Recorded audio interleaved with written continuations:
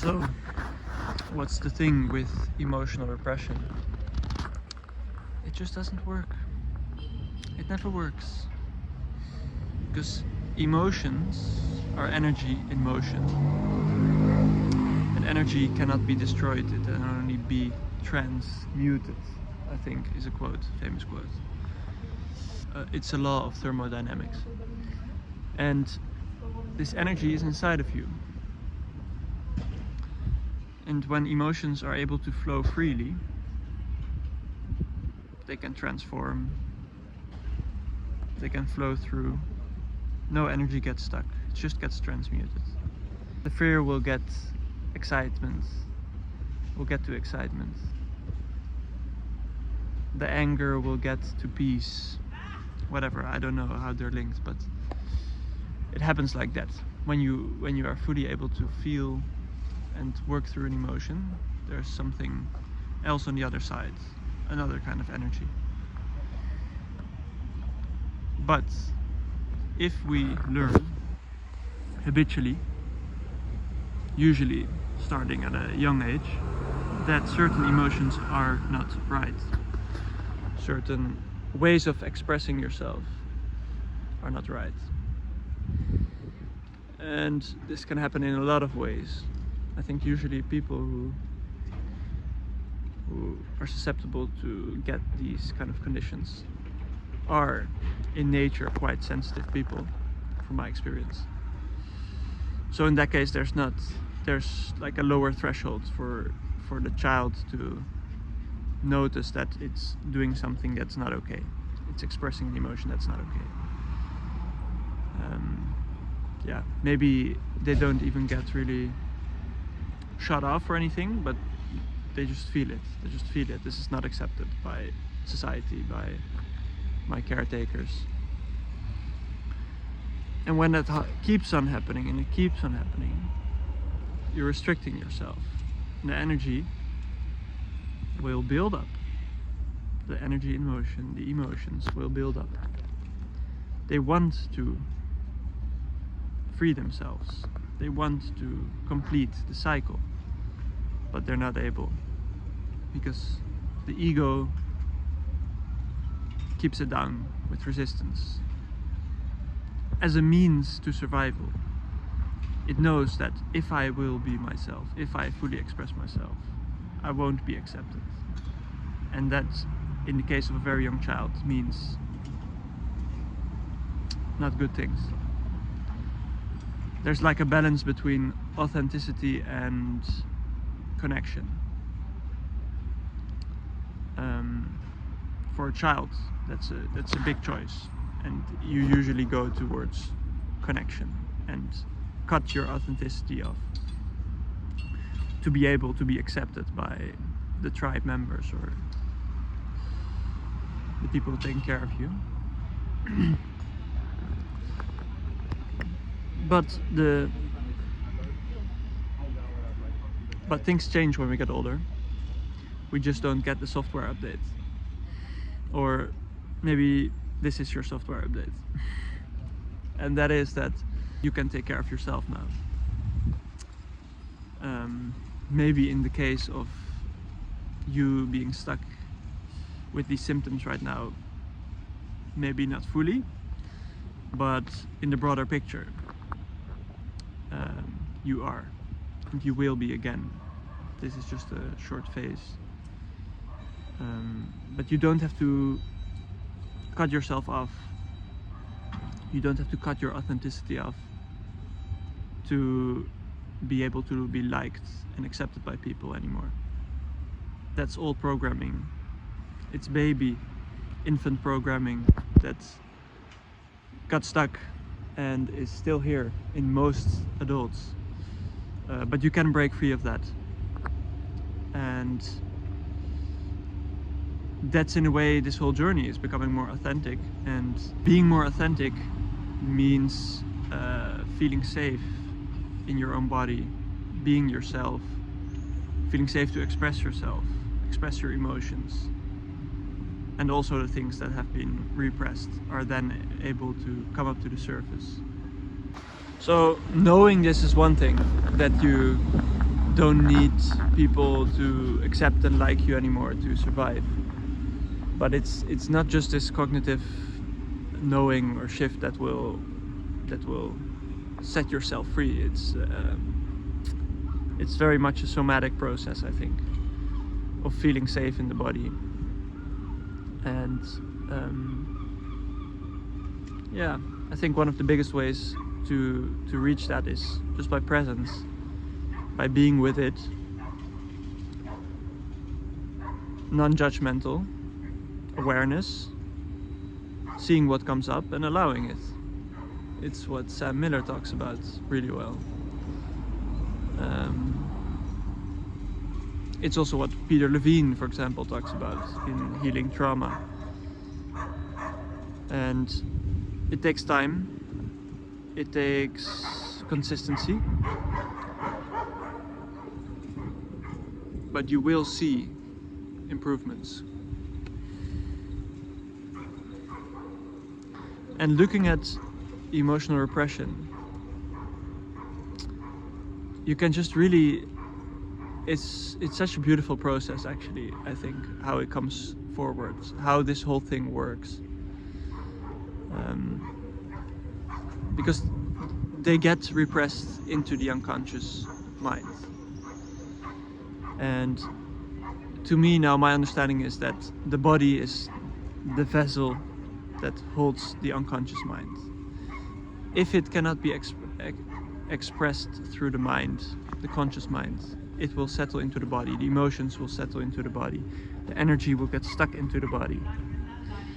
And early signs of this could be, you know, a headache, a migraine, some shoulder pain, some back pain, trouble falling asleep,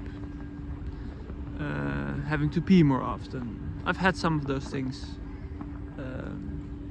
years before I really got the big symptoms. And I knew they were stress-related symptoms. But I wasn't experiencing so much external stress, so I was like, yeah, I don't get it, you know. I wasn't aware that there was a lot of internal stress. The internal stress was getting stuck into my body. And it wants to express itself. It wants to be brought into the conscious mind through the symptoms, is one way. Because you will get emotions just by experiencing the symptoms. And those are the emotions, those are the surface of the emotions that are deep underneath it. So, for example, you'll have some feelings of despair and resistance, fear about the symptoms, doubt about the symptoms. What can it be? How long will it stay? A feeling that you've been done wrong, like, why is this happening to me? All of that are just like invitations from the symptoms to dig deeper and to finally bring those things underneath into consciousness. So it's whenever there's things stuck in your subconscious, unconscious, and it's inside of the body, your whole life will be presenting triggers or just ways for yourself to look at the deeper thing. Like you will look through a lens at the world where you will see everything in a certain way. If you feel like you're not good enough, you're gonna see in the world that you're not good enough. You will, and same goes to the opposite. You know, if you think you're good enough and worthy of love, abundance, you will look at the world through that lens and you will see it being reflected. It's just a mirror. But in my opinion, you can't really manifest your way into that without tackling this shadow. Otherwise it will be just like putting layers on top of this pain or thing that just wants to be seen and felt. But it does kind of work like that, like in the manifestation world, where they say like, it's just a mirror. So what kind of beliefs do you have about yourself and about the world? It will be reflected. Like if you're going out in the world with like a fear of being abandoned or rejected, like you're gonna be abandoned and rejected, and it's gonna hurt. And the moment that it hurts, the moment that you get confronted with this, that's like the intelligence of this whole thing. Because that's the moment it gets the chance to finally come to the surface again, to complete itself. The fear of rejection, the fear of abandonment. It just wants to complete, and it does everything for you to come to that point.